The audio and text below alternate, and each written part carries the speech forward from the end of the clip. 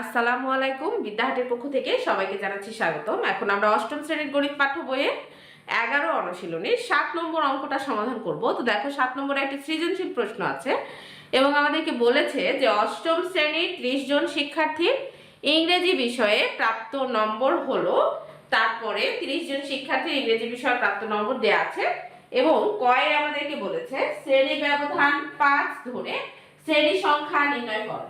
এখন শ্রেণী সংখ্যা যদি তুমি নির্ণয় করতে চাও তাহলে অবশ্যই তোমাকে আগে পরিসর বের করে নিতে হবে।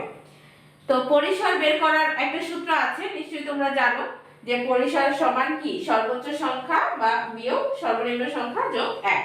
তো এখানে এই যে উপাত্তগুলো দেয়া আছে দেখো, এগুলোর মধ্যে আমরা দেখব সর্বোচ্চ সংখ্যা কত। হ্যাঁ, তো দেখো এখানে সর্বোচ্চ সংখ্যা দেখো দেয়া আছে 73, সর্বোচ্চ সংখ্যা দেয়া আছে 73 এবং সর্বনিম্ন সংখ্যা দেয়া আছে 42। এই যে দেখো সর্বোচ্চ সংখ্যা হচ্ছে 73 আর এবং সর্বনিম্ন সংখ্যা কত 42। তাহলে আমরা যে তথ্যগুলো পেলাম সেই তথ্যগুলো লিখে নিব যে শ্রেণী ব্যবধান এখানে কত বলেছে, শ্রেণী ব্যবধান বলেছে 5। প্রশ্নে আমাদেরকে বলে দিয়েছে যে শ্রেণী ব্যবধান হচ্ছে 5, এটা ক নম্বর 5। আর সর্বোচ্চ সংখ্যা কত, সর্বোচ্চ সংখ্যা হচ্ছে 73 আর সর্বনিম্ন সংখ্যা কত, সর্বনিম্ন সংখ্যা হচ্ছে 42। এই হচ্ছে 42। এখন আমাদেরকে তাহলে পরিসর বের করতে হবে। তো আমরা সূত্রটা লিখে নিব যে অতএব পরিসর সমান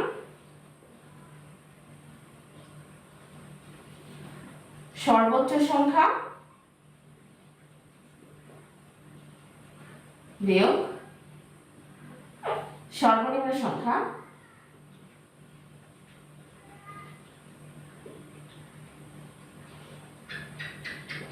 যোগ 1। এখন আমাদের এখানে সর্বোচ্চ সংখ্যা কত ছিল 73 বিয়োগ সর্বনিম্ন সংখ্যা কত 42 যোগ 1। এখন আমরা যদি 73 থেকে 42 বাদ দিই তাহলে পাবো 31, 31 এর সাথে 1 যোগ করলে পাবো 32। এবারে দেখো আমাদের পরিসর তো বের হয়ে গেছে, এখন আমরা শ্রেণী সংখ্যা বের করতে পারবো। তো শ্রেণী সংখ্যা সমান তাহলে আমরা লিখি শ্রেণী সংখ্যা সমান হচ্ছে পরিসর ভাগ শ্রেণী ব্যবধান, পরিসর ভাগ শ্রেণী ব্যবধান। তাহলে আমরা পরিসর পেয়েছি কত 32 আর আমাদের শ্রেণী ব্যবধান কত বলে দিয়েছে 5। এখন 32 কে আমাদের 5 দিয়ে ভাগ করে দিতে হবে। 32 কে তুমি 5 দিয়ে যদি ভাগ করো তাহলে পাবে 6.4। এখন শ্রেণী সংখ্যা কিন্তু দশমিক আকারে রাখা যায় না। যখন দেখবে এখানে দশমিক এসেছে তখন প্রথম যে সংখ্যাটা থাকবে তার পরের সংখ্যাটা নেবে। তো প্রথমে আমাদের আছে 6, 6 এর পরের সংখ্যা হচ্ছে 7, তাহলে আমরা 7 নেব। তাহলে আমরা পেলাম শ্রেণী সংখ্যা হচ্ছে 7, অর্থাৎ 7টি রো আমাদেরকে আঁকতে হবে বক্স করার সময় এই অঙ্কটা করতে গেলে। এই হচ্ছে আমাদের কয়ের সমাধান। এখন দেখো ক্ষয়ে বলেছে শ্রেণী ব্যবধান 5 ধরেই গণসংখ্যার নিবেশন সারণী তৈরি করো। তো গণসংখ্যা নিবেশন সারণী আমরা তৈরি করব। তো যখন আমাদেরকে গণসংখ্যা নিবেশন সারণী তৈরি করতে বলবে, যেহেতু আমাদেরকে এখানে অন্য কিছুই বলে নাই, শুধু গণসংখ্যা নিবেশন সারণী তৈরি করতে বলেছে, তো এখান থেকে আমরা গণসংখ্যা নিবেশন সারণী ট্যালির মাধ্যমে বের করে নিব। তো চলো তাহলে আমরা এখন খ নম্বরটা সমাধান করি। আমাদেরকে ক্ষয় বলেছে গণসংখ্যা নিবেশন সারণী তৈরি করতে এবং গণসংখ্যা নিবেশন সারণী তৈরি করার জন্য আমাদের ক থেকে যে আমরা শ্রেণী সংখ্যাটা পেয়েছিলাম, শ্রেণী সংখ্যা ছিল 7, তাহলে আমরা রো তৈরি করব অঙ্ক করার জন্য 7টা, কিন্তু আমরা সবসময় 2টা রো বেশি নিব, একটা হচ্ছে লেখার জন্য আর নিচে একটা আমরা হিসাব টানবো সেজন্য। তাহলে দেখো আমাদের 7টা টানতে বলছিল, আমরা আরো 2টা বেশি দিব, মানে মোট 9টা নিব। সবসময় 2টা বেশি নিবে। এই 9টা রো আমরা করে ফেলবো।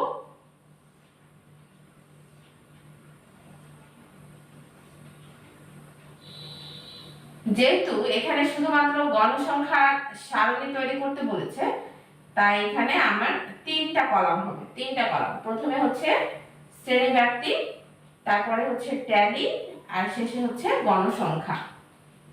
তো দেখো আমি এখানে লিখে নিয়েছি, শ্রেণী ব্যাপ্তি লিখে নিই। শ্রেণী ব্যাপ্তি,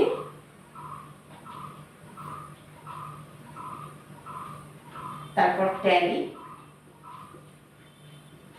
তারপর হচ্ছে গণসংখ্যা।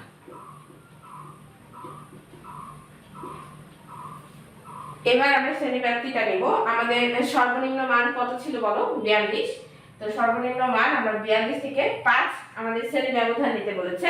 তাহলে 42 সহ 5 গুণে নেবে, যে 42, 43, 44, 45, 46। তাহলে 42 থেকে কত হলো? 42 থেকে হলো 46। এবার পরেরটা হচ্ছে তাহলে কত হবে? 47 থেকে আবার 5 গুণে নেবে। তাহলে 47 থেকে 5 যদি গুণে না তাহলে হয়ে যাবে কত? 51। আবার তাহলে 52 থেকে তাহলে 56 হবে, আর 57 থেকে 61, আবার 62 থেকে 66, আর 67 থেকে 71, 72 থেকে এবার হবে 76 পর্যন্ত। সর্বোচ্চ সংখ্যা আমাদের 73 ছিল, তো 72 থেকে 76 এর মধ্যে কিন্তু 73 চলে এসেছে, আর নেওয়ার প্রয়োজন নাই। এখন দেখো আমাদের ট্যালি নিয়ে আমাদের গণসংখ্যা নির্ণয় করতে হবে। তো প্রথমে কি লেখা আছে দেখো, প্রথমটা লেখা আছে 45। তো 45 এর ঘর কোনটা? অবশ্যই প্রথমটা। দেখো 42 থেকে 46, তাহলে এখানে আমরা একটা দাগ দিয়ে নেব। তারপরে লেখা আছে 42, 42 এর ঘর হচ্ছে এটা। তারপরে কত? তারপরটা হচ্ছে 60। তো 60 এর ঘর হচ্ছে এই যে এটা, এই হচ্ছে যে 57 থেকে 61, এর মধ্যে 60 আসবে। তারপরে 61, 61 ওই ঘরে থাকবে। 58, 58 থাকবে এই ঘরে। তারপরে 53, 53 থাকবে উপরেরটায়। তারপর হচ্ছে 48, 48 থাকবে সেকেন্ড ঘরে। তারপর 52, 52 থাকবে এটাই। তারপর এটা হচ্ছে 51, 51 থাকবে এই উপরের ঘরে।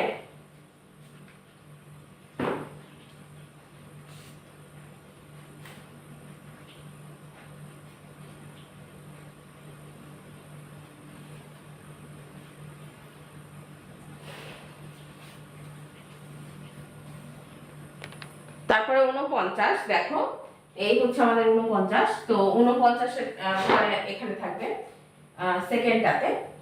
তারপর 73, 73 থাকবে একদম শেষে। আবার 52, 52 থাকবে এই ঘরে। 57, 57 থাকবে এইখানে। 71, 71 এর ঘরে এটা। 64, 64 হচ্ছে এটা। 49, 49 এর ঘর হচ্ছে সেকেন্ডটা, 49। তারপর কত? 56, 56 ঘর হচ্ছে এইটা। তারপরে 48, 48 এর ঘর হচ্ছে এইটা। যখন 5টা হয়ে যাবে তখন এই পাশ থেকে একটা কেটে দিবে, মানে এইভাবে 4টার পরে 5টার বেলা এইভাবে দাগটা দিবে। তারপরে হচ্ছে কত? 67, 67 ঘর হচ্ছে এটা। তারপর 63, 63 ঘর হচ্ছে এইটা। 70, 70 এটা। 59, 59 হচ্ছে এইখানে। 4টা হয়ে গেছে, 5টার বেলা এইভাবে। তারপর 54, 54 ঘর হচ্ছে এইটা। তারপর 46, 46 এর ঘর হচ্ছে এই উপরেরটা। তারপর 43, 43 এর ঘর এটা। তারপর 56, 56 ঘর হচ্ছে এইটা। তারপর 59, 59 এর ঘর হচ্ছে নিচেরটা। তারপর 43, 43 এর ঘর একদম উপরে। তারপর হচ্ছে 68, 68 ঘর এটা, এবং নেক্সট 52, 52 হচ্ছে এটা। এখন দেখো এখানে যতগুলো আমাদের ভ্যালু বের হয়েছে সেগুলো শুধু আমরা গণনা করে লিখে দিব, তাহলে হয়ে যাবে। তো প্রথমে আমরা এখানে দেখো 5টা, তাহলে এখানে হচ্ছে 5, তারপরে এখানেও 5, তারপরে ঘরে হচ্ছে 7, দেখো। তারপরে এখানে হচ্ছে 6, তারপর 2, তারপর 4, তারপর 1। এখন আমরা যোগ করে দিব, সবগুলো যোগ করে দেখবো যে 30 হয়েছে নাকি হয়নি। হ্যাঁ, তো দেখো 5 আর 5 10, আর 7 17, 17 আর 6 23, 23 আর 2 25, 25 আর 4 হচ্ছে 29 আর 1 হচ্ছে 30। তাহলে n সমান আমরা কত পেলাম? n সমান পেলাম 30। n সমান পেয়েছি 30। তাহলে গণসংখ্যা নিবেশনের সারণী আমাদের প্রস্তুত করা হয়ে গেছে। এখন আমাদের গ নম্বরটা সমাধান করতে হবে। তো গ নম্বরে দেখো, গ নম্বরে বলেছে সারণী থেকে গড় নির্ণয় করো। তো গড় নির্ণয় করার জন্য এখন আমরা সারণীটা প্রস্তুত করে নেব। গ নম্বরে আমাদেরকে বলেছে সারণী থেকে গড় নির্ণয় করো। তো সারণী থেকে গড় নির্ণয় করতে গেলে আমার 4টা কলাম তৈরি করা লাগবে। তো প্রথমটা হচ্ছে শ্রেণীব্যাপ্তি, তারপর একটা মধ্যমান, তারপর একটা গণসংখ্যা, আর পরেরটা হচ্ছে মধ্যমান এবং গণসংখ্যার গুণফল। মধ্যমানকে xi দ্বারা প্রকাশ করা হয় আর গণসংখ্যাকে fi দ্বারা প্রকাশ করা হয়। তো গুণফল যেহেতু নির্ণয় করতে হবে তাই fi xi মানে পাশাপাশি বসালেই গুণফল বোঝায়। এখন দেখো খ নম্বরে কিন্তু আমরা শ্রেণীব্যাপ্তি আর গণসংখ্যা ট্যালি দিয়ে একটা গণসংখ্যা নিবেশন তৈরি করেছি। ওইখানে যে গণসংখ্যাটা আমরা পেয়েছি সেই গণসংখ্যাটাই এই ছকে আমরা লিখে দিব। আর ওইখানে যে শ্রেণীব্যাপ্তিটা যেভাবে লিখেছিলাম সেই শ্রেণীব্যাপ্তিটা একইভাবে এখানে শ্রেণীব্যাপ্তি এবং গণসংখ্যাটা তোমরা আগে লিখে নিবে। তারপরে আমাদেরকে মধ্যমান বের করতে হবে। আর মধ্যমান বের করার জন্য অবশ্যই তুমি শ্রেণীর উচ্চ সীমা আর শ্রেণীর নিম্ন সীমা এই দুটো যোগ করবে। যোগ করে 2 দিয়ে ভাগ করে দিবে। আবার বলছি, শ্রেণীর উচ্চ সীমা আর নিম্ন সীমা অর্থাৎ এই 42 আর 46 যোগ করবে। যোগ করে 2 দিয়ে ভাগ করে দিবে। তাহলে আমরা যদি 42 আর 46 কে যোগ করি তাহলে পাবো 88। এখন 88 কে যদি তুমি 2 দিয়ে ভাগ করো তাহলে পাবে 44। তো মধ্যমানের জায়গায় আমরা লিখে দিব যে 44। এখন প্রত্যেকটাই তুমি চাইলে যোগ করে 2 দিয়ে ভাগ করে বের করে নিতে পারো। আবার যেহেতু এখানে শ্রেণী ব্যবধান 5 করে, তাই আমি 44 লেখার পরে এর সাথে 5 যোগ করে করে করে করে নিচের দিকে লিখে নিলেও কিন্তু একই মান আসবে।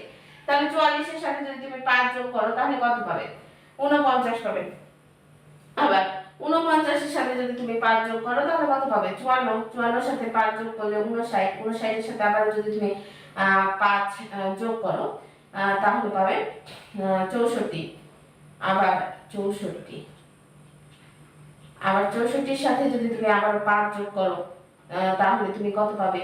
তুমি পাবে 69। 69 এর সাথে আবার 5 যোগ করো তাহলে তুমি পাবে 74।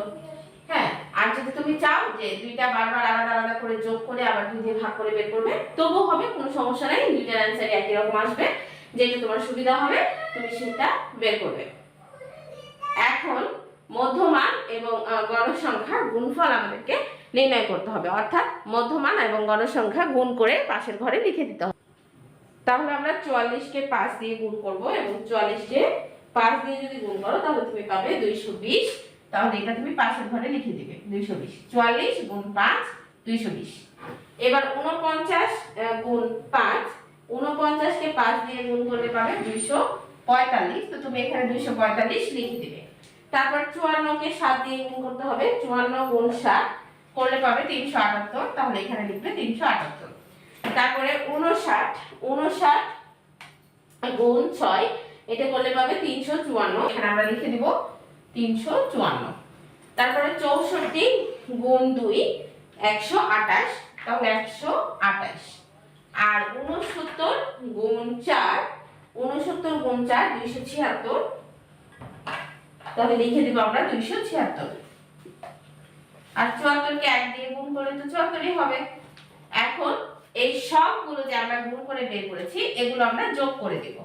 যোগ করে আমরা লিখব সামেশন অফ fi xi সমান, এইগুলো যদি তুমি সবগুলো যোগ করে দাও তাহলে যোগ করে তুমি পাবে 1675। তাহলে আমরা এখানে লিখে দিব 1675। আর এই n সবগুলো যোগ করলে যেহেতু 30 জন ছাত্রের দেওয়া আছে এবং আমরা গয়ে বের করেছিলাম যে এটা 30 হবে, তাহলে n সমান যোগ করে 30 হবে। এখন আমাদের কি গড় নির্ণয় করতে হবে। তাহলে আমরা জানি গড় সমান কি? গড় x বার সমান হচ্ছে summation of fi xi by n। তাহলে fi xi এর সামেশন অফ fi xi এর মান হচ্ছে 1675 আর n এর মান হচ্ছে 30। তাহলে 1675 কে তোমার 30 দিয়ে ভাগ করতে হবে। তাহলে তুমি পাবে 55.83। যেহেতু দশমিক আসছে তাই এখানে পাশে প্রায় লিখে দিবে। দেখো আমাদের গড় নির্ণয় কিন্তু খুব সহজেই হয়ে গেছে।